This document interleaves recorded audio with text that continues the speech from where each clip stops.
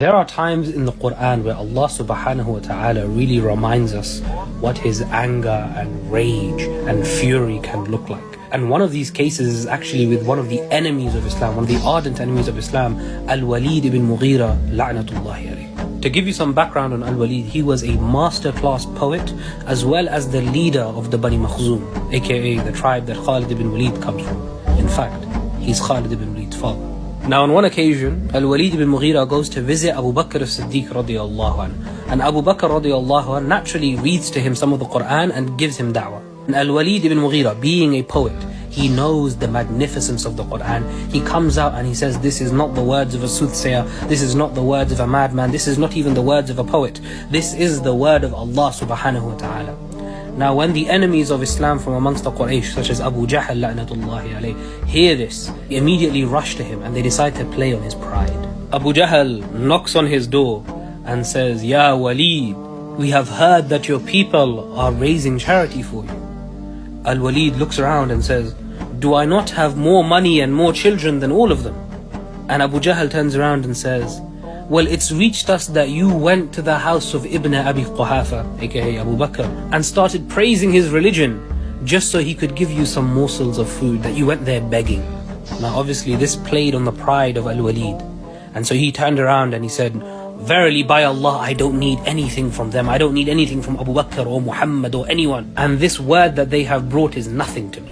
Now Al-Walid closes the door. He goes back inside and he starts walking about thinking what he can say about the Quran. He sits there and he goes, I'll say he's a madman, but he doesn't look like a madman. Or I'll say he's a poet, but I know poetry and I know what I heard wasn't poetry.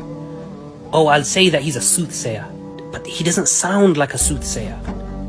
And then he decides to settle on saying that it's magic.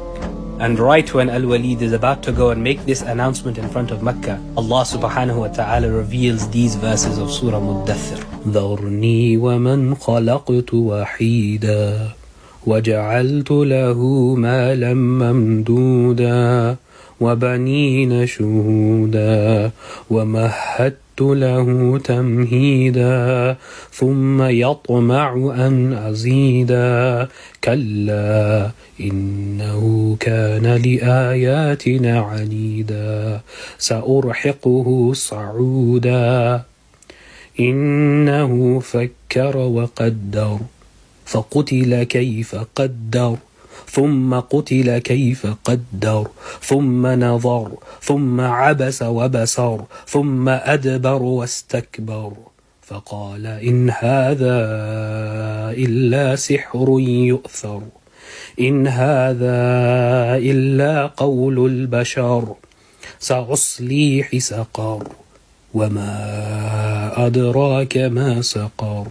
And Allah subhanahu wa ta'ala addresses him in a terrifying way, saying, leave me alone with the one who I created alone, and to whom I granted wealth, and children with him, and spread everything before him, easing his life, and he desires that I should give him more. No, indeed he has been towards our verses obstinate. I will cover him with arduous torment. Indeed he thought and he deliberated. So may he be destroyed for how he deliberated, and may he be destroyed for how he deliberated. And then he considered again, and he frowned and he scowled, and then he turned back and was arrogant and said, this is but magic imitated from others. This is not but the word of a human being. I will drive him into saqar. And what can make you understand what is saqar? Imagine Allah subhanahu wa ta'ala telling the rest of the Muslims, don't even worry about him. Leave to me the one who I created. And then Allah tells you step by step the process that you took to come up with the lies against his words. Terrifying.